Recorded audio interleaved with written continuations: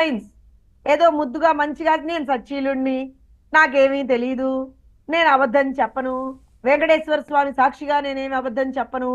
అదే వెంకటేశ్వర స్వామి సన్నిధి గురించి, అదే వెంకటేశ్వర స్వామి సన్నిధిలో అపచారం జరిగింది, పింక్ డైమండ్ అనేటువంటి అంశాన్ని తీసినటువంటి వ్యక్తి విజయసాయి రెడ్డి కాదా? అవును. తమాషాలు ఆడుతున్నాడా ఇవాళ రోజున వచ్చేసి బయటికి? నువ్వు రావడానికి నువ్వు దేనికి భయపడ్డావో మాకేం తెలిసొచ్చురా నాయన. ఆ తాడేపల్లి ప్యాలెస్ లో ఎన్ని బాత్రూమ్లు ఉన్నాయో, ఏమైందో, ఏ బాత్రూమ్ కి ఏ కథ ఉందో మాకేం తెలుసు?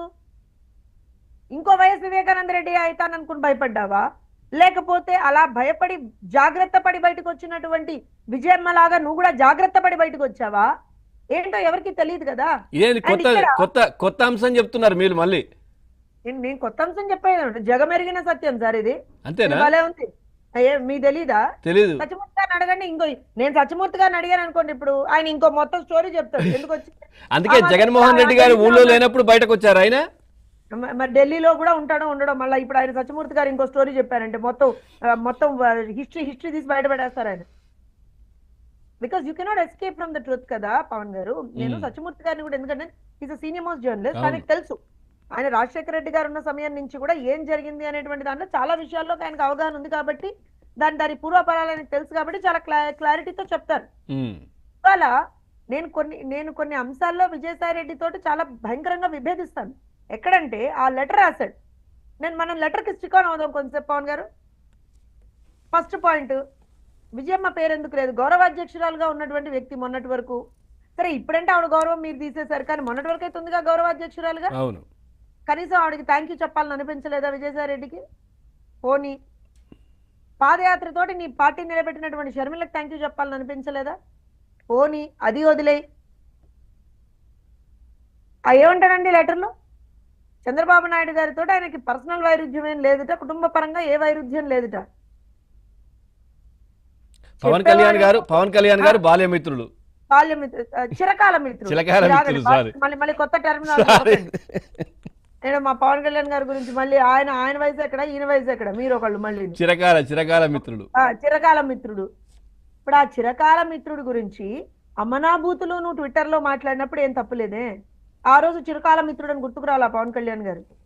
చంద్రబాబు నాయుడు గారిని పట్టుకుని చంద్రం చంద్రం చంద్రం అని చెప్పి అడ్డమైన వాగుడు, అడ్డమైన రాతలు, పిచ్చి కూతలు కూసినప్పుడు ఏం లేదా? చంద్రబాబు నాయుడు గారి మీద నాకేం పర్సనల్ వైరుధ్యం లేదని. నారా లోకేష్ లాంటి ఒక అంటే కేవలం ప్రజల కోసం పనిచేసేటువంటి ఒక వ్యక్తి గురించి అవాకులు చవాకులు మాట్లాడినప్పుడు తెలియదా ఆయన చంద్రబాబు నాయుడు గారి తనయుడు, తెలుగుదేశం పార్టీ జాతీయ ప్రధాన కార్యదర్శి అని? ఏం విజయసాయిరెడ్డి ఏ రోజునన్నా రాజకీయంలా చేసావా? ఏ రోజునన్నా? I challenge. సత్యమూర్తి గారే ఉన్నారు సార్, ఆయన రాజకీయ జీవితం ఎన్ని ఏళ్ళు సార్? 40 ఏళ్ళు కదా. ఆయన చెప్పినట్టుగానే పోనీ ఆ విజయసాయిరెడ్డి మాటే విందాం, పోని మనం కొంచెం సేపు విందాం. 40 ఏళ్లలో ఒక్క రోజన్నా రాజకీయంగా చూసాడా? ఒక్క రోజన్నా, ఒక్క మాటన్నా మనుషులు మాట్లాడకూడనటువంటి భాషలో మాట్లాడి, మనుషులు ప్రవర్తించకూడనటువంటి ప్రవర్తన ఏదైతే విజయసాయిరెడ్డి చేశాడో అతన్ని క్షమించడం అనేటువంటిది క్షమించరాని నేరం యాక్చువల్గా నన్ను అడిగితే మాత్రం. అయితే ఇక్కడ మా పార్టీ ఎప్పుడు కూడా ఈ పర్సనల్ వెండటాలు, పర్సనల్ రివెంజ్లు, ఇప్పుడు మేము ఇంత గట్టిగా గొంతు చించుకొని మేము మాట్లాడినా మా పార్టీ ఏమంటుంది? మనకి ఎందుకమ్మా, ఎవడి కర్మ వాడిది, భయపడి బయటకు వచ్చాడు ఏంటో వదిలే అని అంటాడు. మా పార్టీ విధానం సార్ అది. అంటే నిరభ్యంతర పత్రం కోసం కూడా ప్రయత్నం చేసిందట కదా, నిజమేనా? వినండి, మా పార్టీ విధానం ఏంటో చెప్తాను. ప్రజల తరఫున ఏదన్నా ప్రజల కోసం ఏదన్నా మనం చేద్దామంటే మనం మాట్లాడదామమ్మా, లేకపోతే వద్దు అంటారు. మా పార్టీ అధినాయకుడైనా అంతే, మా పార్టీ విధానమైనా అంతే. సో ఇప్పుడు coming back to this point, ఏంటది? ఏం పత్రం అది? నిరభ్యంతర పత్రం గురించి ప్రయత్నం చేశాడు కొద్దిమంది దగ్గర అన్నట్టుగా ప్రచారం. అంటే బీజేపీ వాళ్ళు దగ్గర చేసుకోవడానికి నో అబ్జెక్షన్ సర్టిఫికేట్ మీరు టీడీపీ నుంచి తేండి అనేది. నేను ఒక విషయం చెప్తాను సార్. ఇవాళ ఆంధ్రప్రదేశ్ రాష్ట్రంలో ఉన్నది బీజేపీ ప్రభుత్వమా, తెలుగుదేశం ప్రభుత్వమా, జనసేన ప్రభుత్వమా? కూటమి, లేకపోతే కూటమి ప్రభుత్వమా? ముగ్గురు. వాళ్ళు వేరే మేము వేరా? కాదు కదా. ఏదైనా సరే సమిష్టిగా ఒక నిర్ణయం జరుగుతుంది. కొన్ని చోట్ల చేరికలు కూడా జరిగినప్పుడు డెఫినెట్ గా దానికి సంబంధించినటువంటి ఒక బ్యాక్లాష్ వచ్చినప్పుడు కూడా దానికి సంబంధించినటువంటి డిస్కషన్స్ కూడా జరుగుతాయండి, జరగవనేం కాదు. కానీ ఏ పార్టీకి ఆ పార్టీకి ఒక విధానం ఉంటుంది. కానీ ఓవరాల్ గా